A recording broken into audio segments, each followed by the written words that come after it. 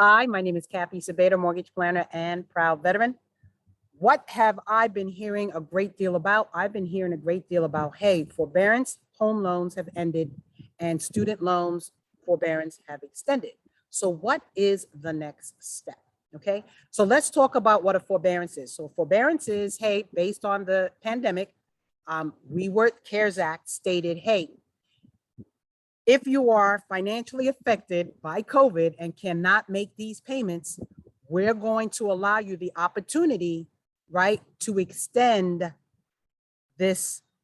your payments, okay? You still owe the money. So basically every month that you don't make a payment, it's considered deferred, right? So that is what's been going on for a year, right, since 2020, okay, year and a half.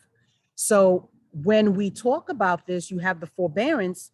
Now that it's ended, it's how much money is in deferment, right? So we have approximately 2 million families that are in deferment, and each day that goes by as this is expiring, families are exiting the forbearance plan. Now the mortgage servicer should be contacting you to let you know what your options are, okay? So for forbearance, you should be getting a notice and there should be several options.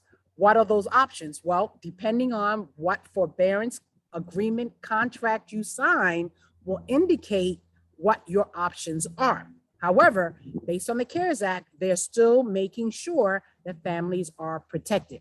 So here go a few of the options I have seen, okay? One is you have a deferment of X amount of money. Do you have enough money to pay that up and then continue making your mortgage payments? Keep on going, okay? For those individuals, if you have the opportunity to do that, because right now, as far as credit scores are concerned,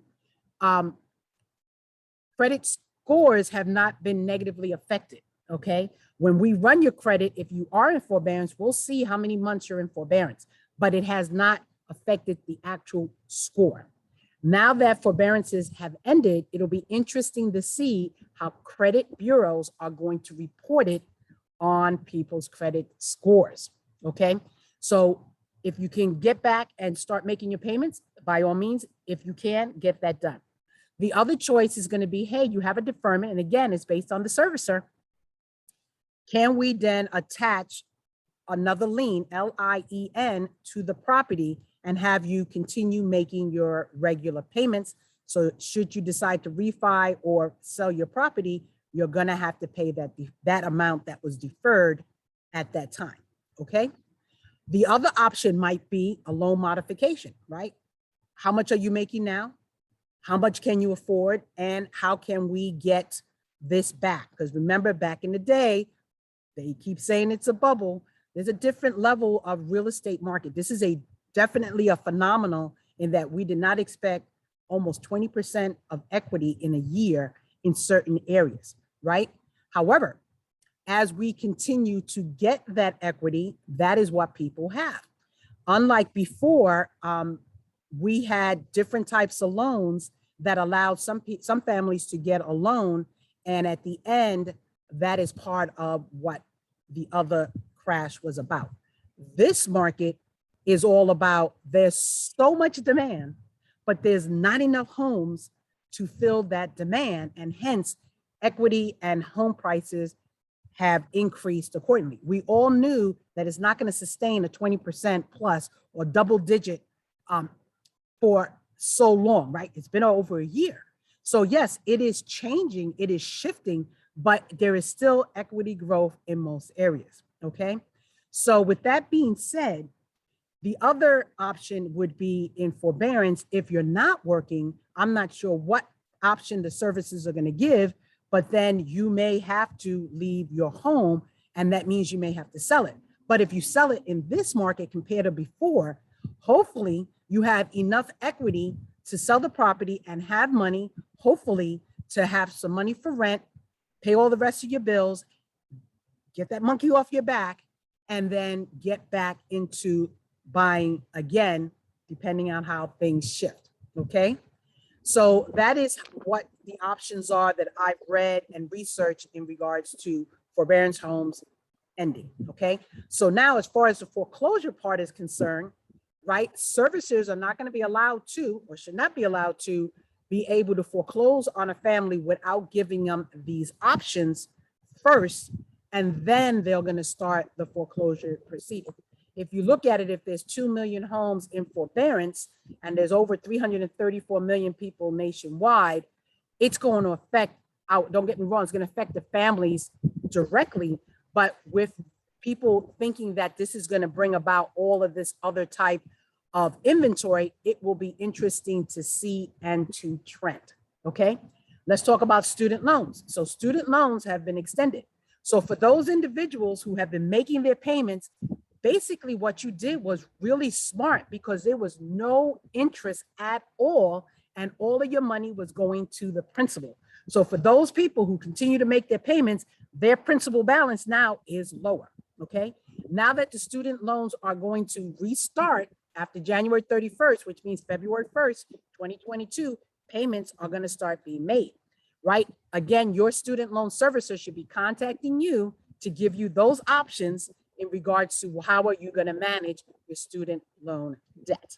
Okay, so I hope that answers many of the questions I've been getting in regards to forbearance, student loans, and of course, is it a bubble? This is a different real estate market, and it is harder now to get money, although interest rates are historically low, right? And I think that's one of the biggest difference, along with inventory, that is different from what happened in 2008, okay? Because then we had so much demand, but we had a different level of how people were qualified to get a loan, where now there are more people putting more money down, and some areas they are still paying over asking.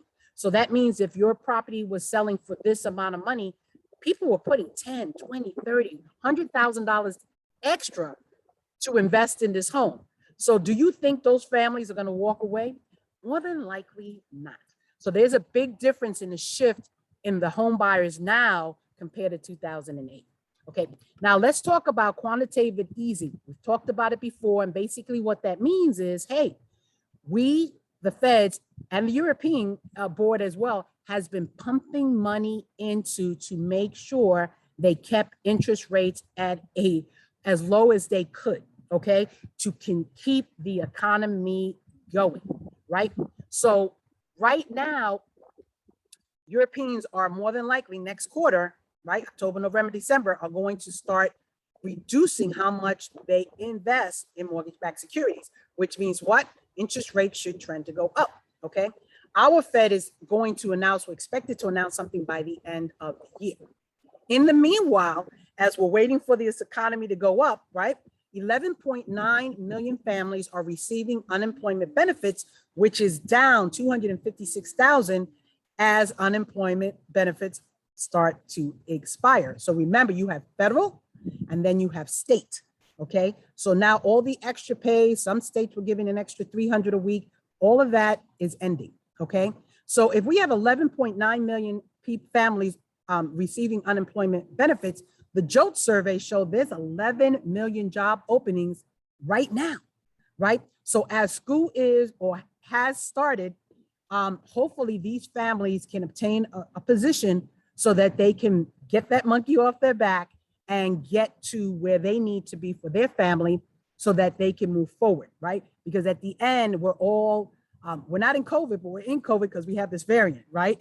But at the end, we're still progressing, moving forward, right? Because unemployment is very important in regards to how interest rates, mortgage-backed securities, stock market, all of them are like in a domino effect, roller coaster, right? Because we've been in a roller coaster ride. So as you can see right now, there goes this huge roller coaster ride as we keep struggling between the 200, the 100, and the 50-day moving average, okay? We're still using the 2% coupon, which means we have rates in the high twos. And depending on what you qualify for, right? Most are in the threes because we are seeing the economy moving. But at the end of the day, it's still historically low, right?